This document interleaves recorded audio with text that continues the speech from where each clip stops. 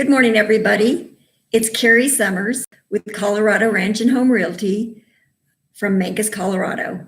And today I wanted to give you guys some tips on how to buy your first investment property here in Montezuma County, Mancos, Cortez, or Dolores.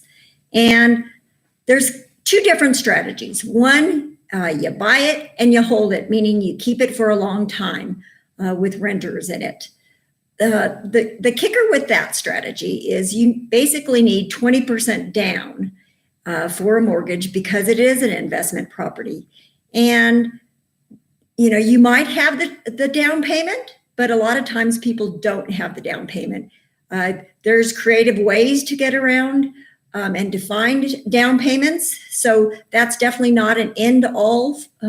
So if you would like to know how to come up with a down payment, give me a holler and I'll give you some tips on that.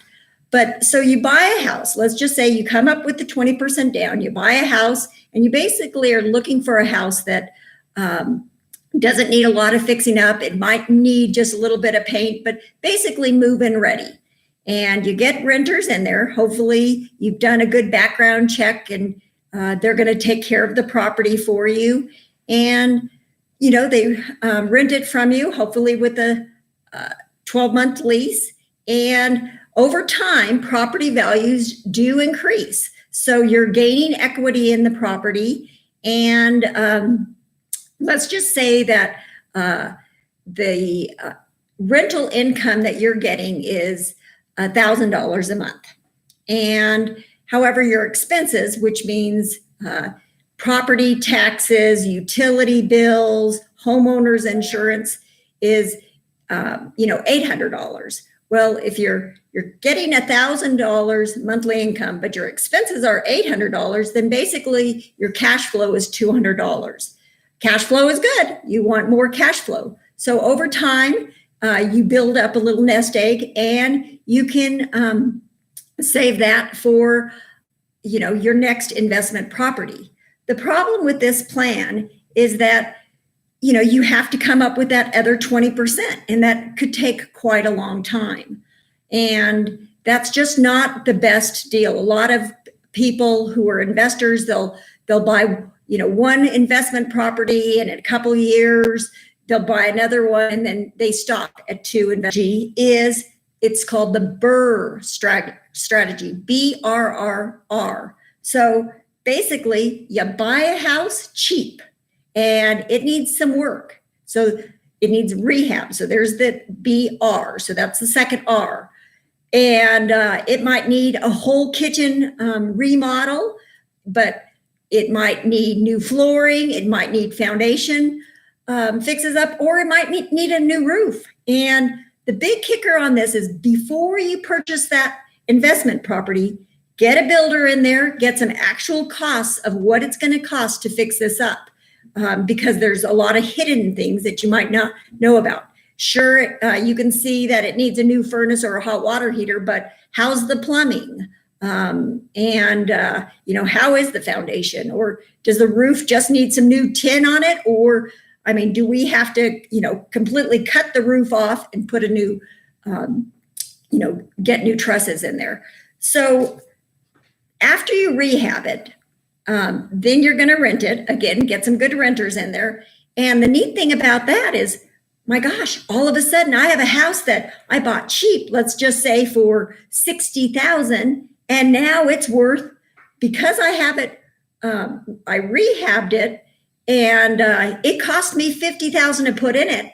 But if I purchased it for $60,000 and put $50,000 in it, well, my gosh, I can go back to the bank and refinance it. So there's the other R. B is for buy it cheap. R is to rehab. The next R is rent it out. And then you refinance, because you're going to go to a lender and say, hey, look, it's not worth the $60,000 anymore. I put, $50,000 in to rehab it, but over time, even if it took you 6 months, well, steadily property values are going up. So now your home, this investment property, is worth a lot more, and you can refinance it and get that